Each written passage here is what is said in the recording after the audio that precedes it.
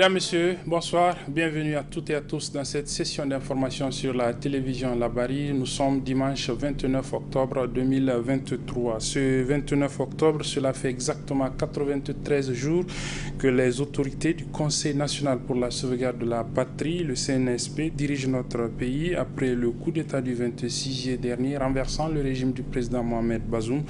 3 mois donc de gouvernance au cours desquels le CNSP, les responsables, les nouvelles autorités de notre pays ont bénéficié d'un soutien populaire à travers l'ensemble de notre pays le 26 octobre dernier, soit exactement 3 mois après leur prise de pouvoir. Ces nouvelles autorités de notre pays sont reconnues officiellement par les États-Unis d'Amérique à travers une déclaration de la secrétaire d'État adjointe du département d'État américain, Molifi, au cours d'un point de presse qu'elle a organisé en virtuel avec des journalistes nigériens. 3 mois donc de gouvernance des nouvelles autorités de notre pays. Que faut-il en retenir? À cet effet, la rédaction de la télévision Labari a tendu son micro à l'analyste politique Ahmed Abdou Moulay. Je propose de le suivre en extrait avant de le retrouver en intégralité à la fin de ce journal. Pour moi, en analysant le peuple nigérien dans sa globalité, a légitimé le Conseil national pour la sauvegarde de la patrie.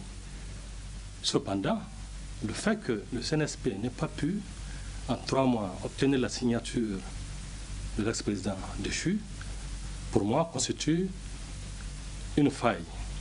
Parce que cela fragilise la politique internationale du Niger. Une des conséquences, parmi tant d'autres, est justement, résulte dans le fait que, par exemple, à l'ONU, Guterres, en complicité avec la France, a mis à profit ce point faible pour, par exemple, porter atteinte et même s'ingérer dans les affaires d'un État. On a vu donc le Niger, par exemple, a été empêché d'accéder à la tribune, ce qui est injuste. Mais donc, pour moi, il convient de régler ce problème. Pourtant, les leviers existent. Alors, ces leviers existent. Ce Couture disait, pour le citer, que toute révolution a horreur du désordre. Et si la révolution a horreur du désordre, ça veut dire qu'il faut observer la fermeté. J'ai l'impression que ce n'est pas totalement ferme. Les choses sont encore, pour moi, un peu lâches. Donc il faut observer la fermeté. La 7e République, donc en dehors d'avoir érigé la corruption comme étant un moyen de gouvernance, à céder la souveraineté de notre pays aux puissances étrangères. Voilà ce qui nous a amené un peu dans ces difficultés-là. Chacun peut analyser ça comme bon lui semble, mais pour moi, il s'agit là d'un acte de haute trahison. Voilà, donc à partir de ce moment, il faut, comme je dis, observer la fermeté par rapport à cette question. Le CNSP peine appliquer la rigueur sur ce dossier-là et sur tous les dossiers relatifs à cette souveraineté qui a été troquée par quelques enfants de notre pays. Donc pour moi, sur ces 2 dossiers, si nous voulons redonner au Niger les leviers d'une politique internationale forte, il convient de régler sans faiblesse ces 2 questions. Voilà, vous suivrez à la fin de ce journal, donc en partie magazine, l'intégralité de cette analyse sur les 3 mois de gestion du CNSP. Analyse donc de l'analyste politique Ahmed Abdou Moulay. Le Front patriotique pour la souveraineté a animé hier après-midi un point de presse au rond-point Escadrille dénommé Place de la Résistance. Il s'agissait donc à travers cette sortie médiatique pour les responsables de ce front de faire un point sur des informations relatives à la gestion des fonds et certains agissements du gouverneur de la région de Niamey. Je propose de suivre un extrait de ce point de presse animé donc par les responsables du Front patriotique pour la souveraineté. Ici, je propose donc de suivre l'extrait de ce point de presse avec Anas Jibrila. Il est secrétaire général du dit front. À la rencontre de la société civile à Mahatma Gandhi, on a dit que le Front patriotique pour la souveraineté n'était pas présent. Le gouverneur a dit aux participants, laissez-les, c'est des gens qui ont des casiers judiciaires. Nous voudrons rappeler au gouverneur de la région de Niamey que nous, effectivement, nous avons des casiers judiciaires. Mais nous ne sommes ni des délinquants financiers, ni des délinquants de droit commun. Nous n'avons ni été condamnés pour viol, pour détournement des deniers publics ou pour délinquance de quelque nature que ce soit. Si nous avons été enfermés, si nos casiers judiciaires ont été entamés, c'est pour la cause de la défense de la nation. C'est pour la souveraineté nationale. La patrie ou la mort? Nous entrons. Merci. C'est pour l'honneur et la dignité du Niger. C'est pour ça que nous nous sommes battus toutes ces années. C'est pour ça que nous avons été enfermés. C'est pour ça que nos casiers ont été entachés. Et pour que le gouverneur, et c'est pour ça que les gens ont tenté de t'acheter nos casiers. Et ça ne marchera pas. Et c'est pour cela, nous voudrons rappeler au gouverneur de la région de Niamey que le même combat pour lequel on s'est battu toutes ces années pour être enfermés pour certains, ce combat vient d'être achevé par les militaires nigériens, d'où la naissance du CNSP. Le CNSP est né en achevant le combat que nous avons entamé hier.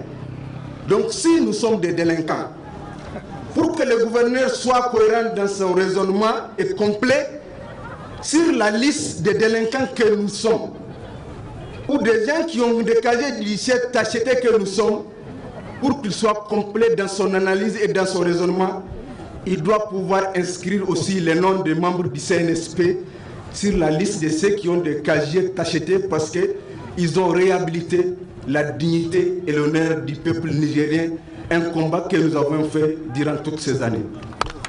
Continue. Nous mettrons la lutte. Continue. Et nous pensons que le gouverneur va tirer toutes les leçons pour comprendre sa mission réelle et nous demandons au CNSP de tirer toutes les conséquences des agissements du gouverneur de la région de Niamey vis-à-vis du Front patriotique pour la souveraineté. Toute autre chose à présent avec cette saisie opérée hier au niveau du poste de contrôle à l'entrée du département de Balayara. Nous sommes dans la région de Tillabéri, saisie donc de carburant effectuée par l'antenne départementale de Balayara de l'Office central de répression du trafic illicite des stupéfiants Octitrice. C'est donc du carburant dissimulé sous des sacs de mille que la dite antenne de l'Office a donc saisi. Je propose à cet effet de suivre les explications du chef d'antenne Octitrice Balayara, l'inspecteur Seydou. Le jour 28 octobre 2023, aux environs de 15 heures, l'antenne départementale de l'Office central de répression du trafic illicite des stupéfiants, Octitrice, a saisi une importante quantité de carburant, précisément de l'essence, lors d'un contrôle de routine au niveau du poste de police route Niamey à l'entrée de Balayara. Cette saisie porte sur 78 bidons d'essence dissimulés, donc qui sont cachés sous des sacs de 1000 qui ont le logo du PAM, qui ont quitté Niamey. Donc le propriétaire il a acheté des carburants au niveau d'une station à Niamey, et les deux produits ont une destination différente. Le carburant va et en destination de Zama dans le département de Filingué, et les sacs de 1000 ont pour destination Gossa dans le département de Ouadama aussi.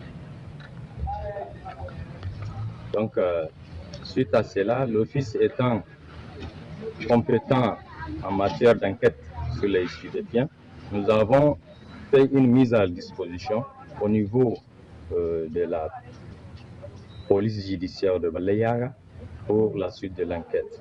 Donc les sacs le véhicule, tout est mis à leur disposition pour l'enquête approfondie.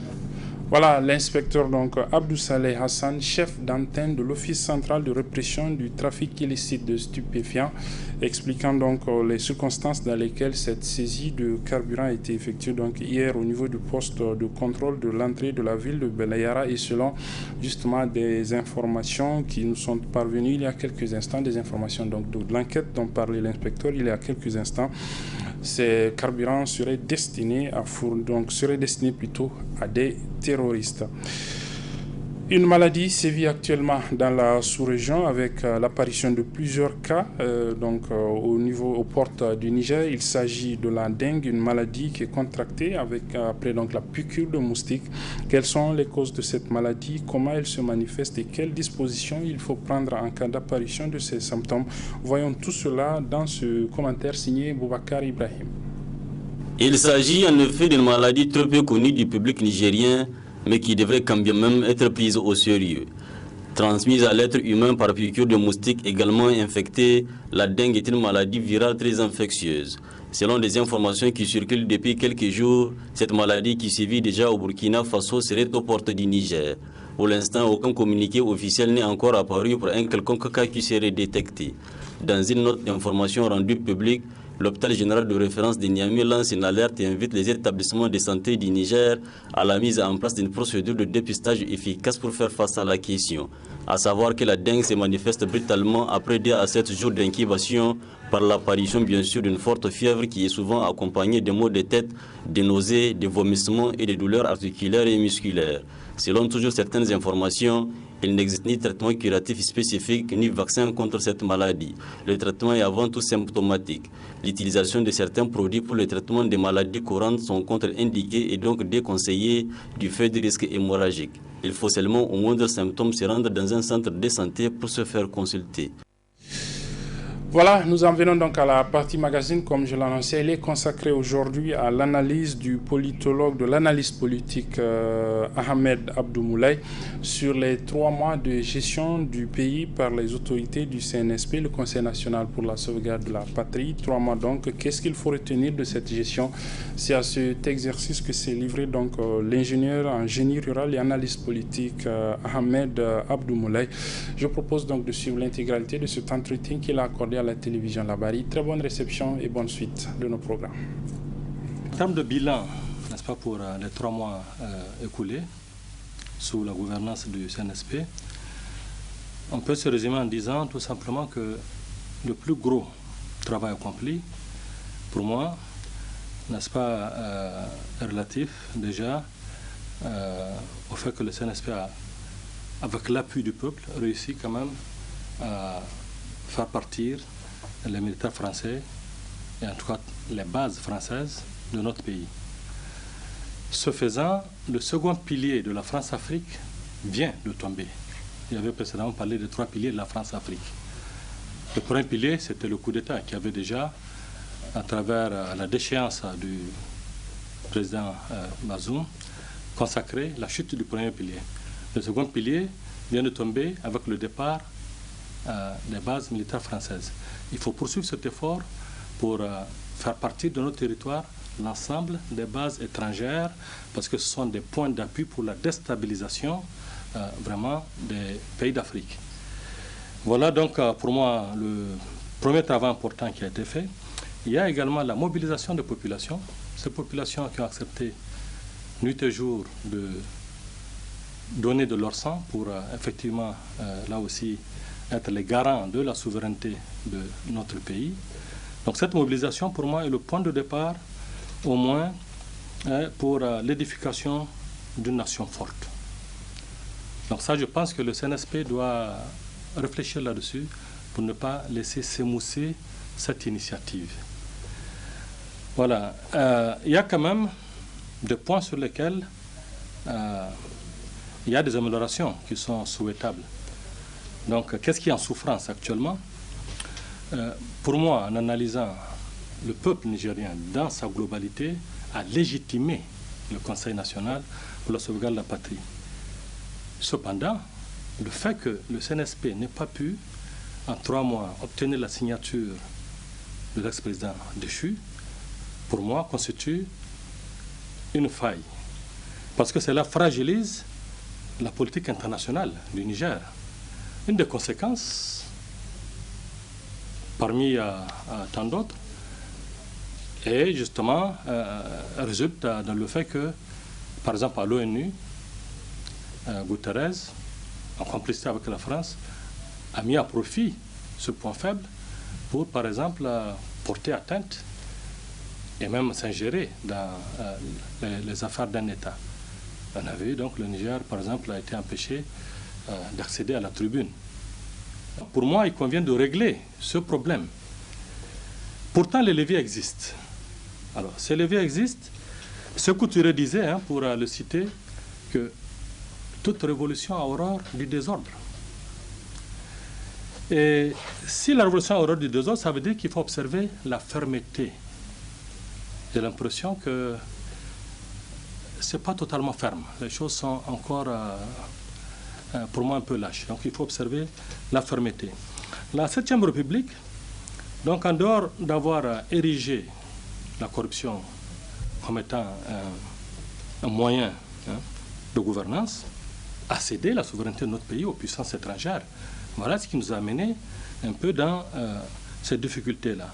Chacun peut analyser ça comme bon lui semble, mais pour moi, il s'agit là d'un acte de haute trahison. Voilà, donc à partir de ce moment, il faut, comme je dis, observer la fermeté par rapport à cette question. Le CNSP peine à appliquer la rigueur sur ce dossier-là et sur tous les dossiers relatifs à cette souveraineté qui a été troquée par quelques enfants de notre pays.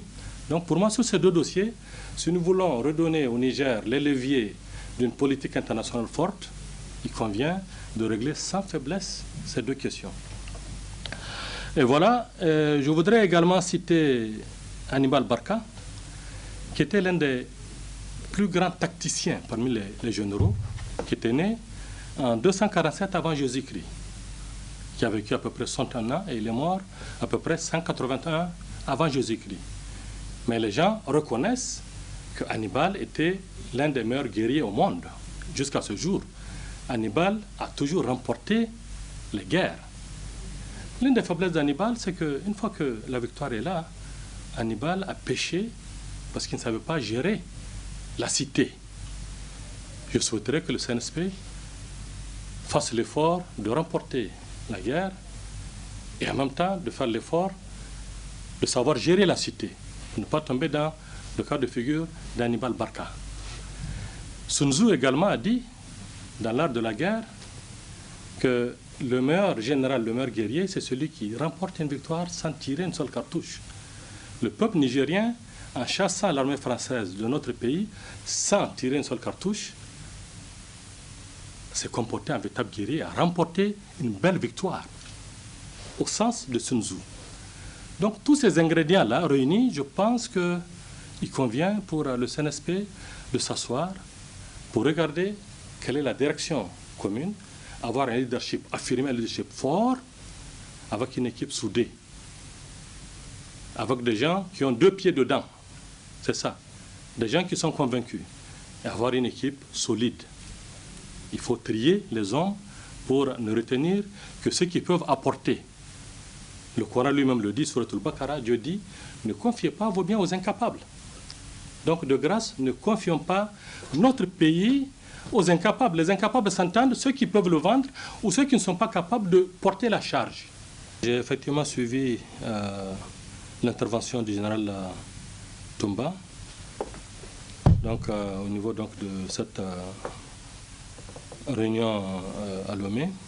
Cette intervention, en particulier sur la CEDEAO, a été très claire, nette et bien appréciée de la part des Nigériens, parce que ce sont les Nigériens qui nous intéressent, sont fiers du message qui a été délivré.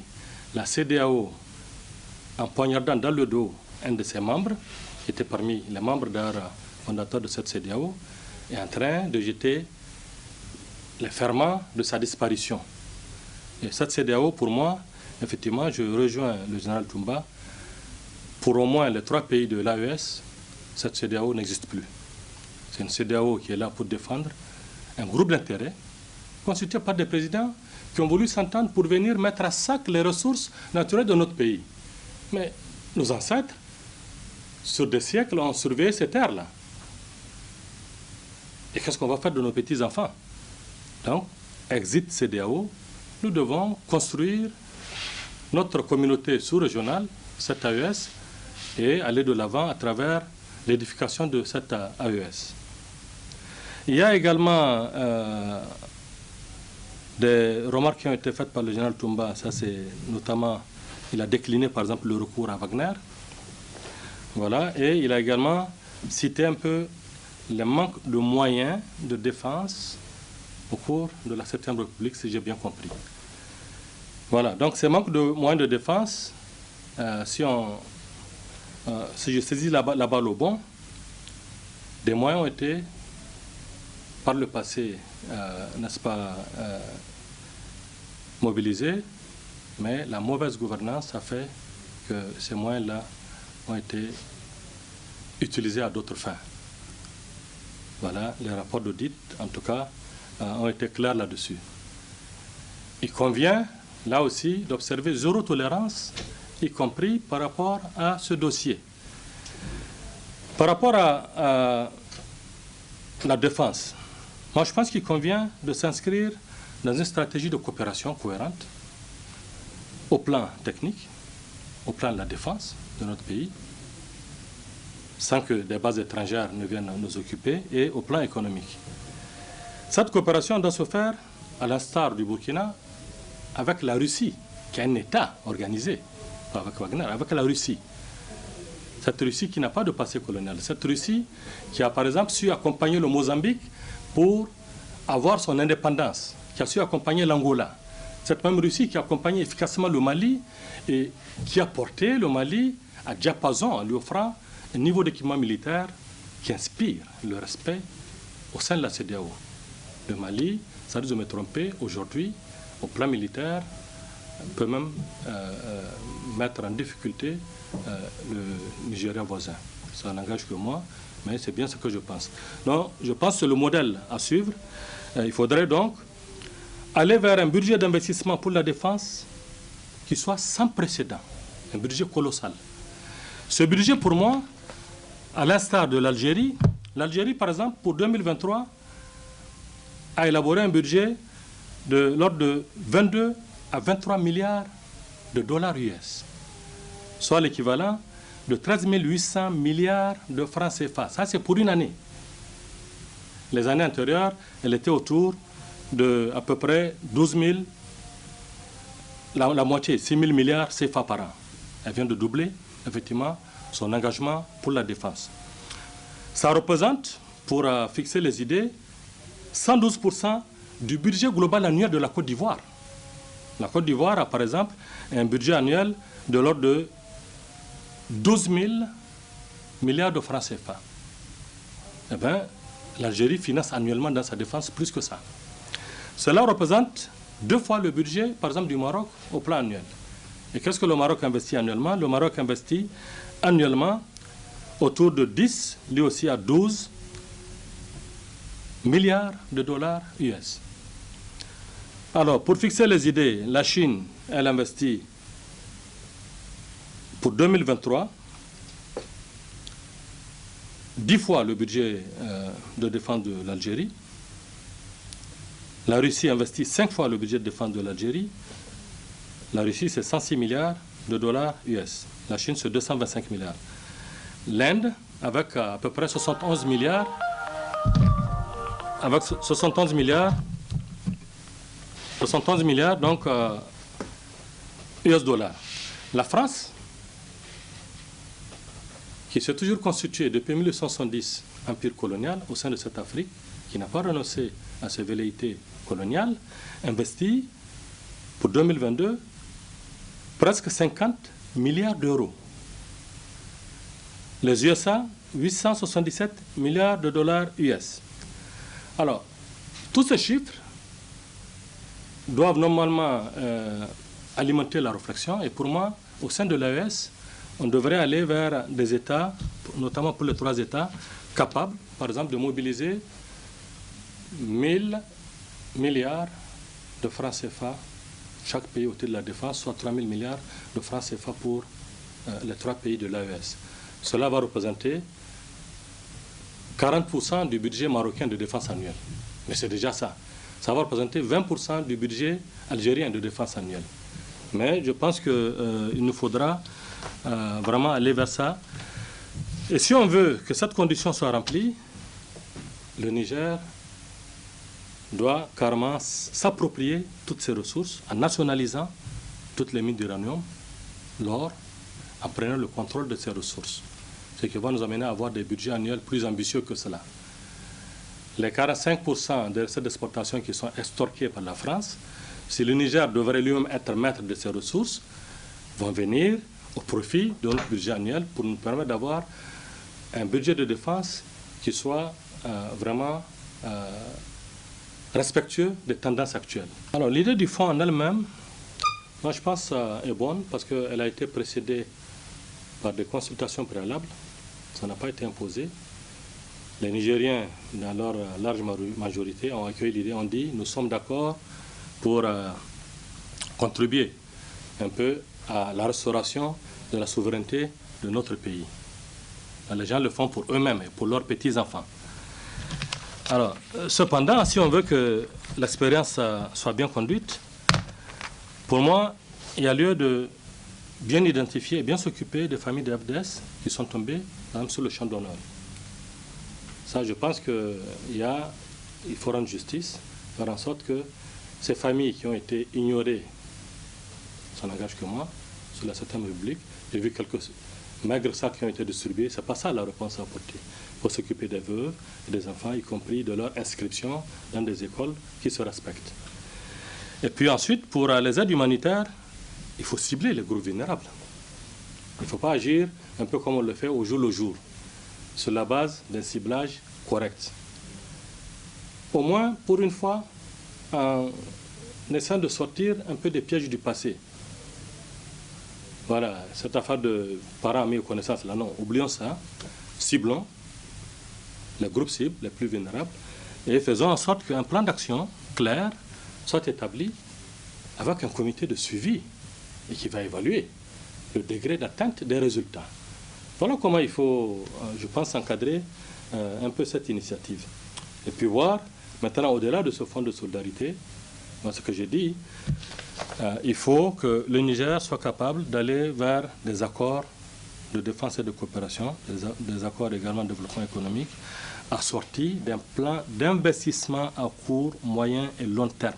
Ce plan se négocie avec les partenaires crédibles. Un exemple, notre budget, revu à la baisse, au risque de me tromper, c'est autour de 2000 milliards CFA. En prenant le contrôle de nos ressources, en investissant une bonne partie, un bon pourcentage de ce budget, on doit pouvoir trouver les arguments pour négocier au moins un plan de financement de notre défense avec les partenaires. Les gens peuvent vous équiper sur 30 ans et vous allez payer chaque année un 30e du montant qui vous est dû. Donc je pense que c'est comme ça qu'il faut régler ça.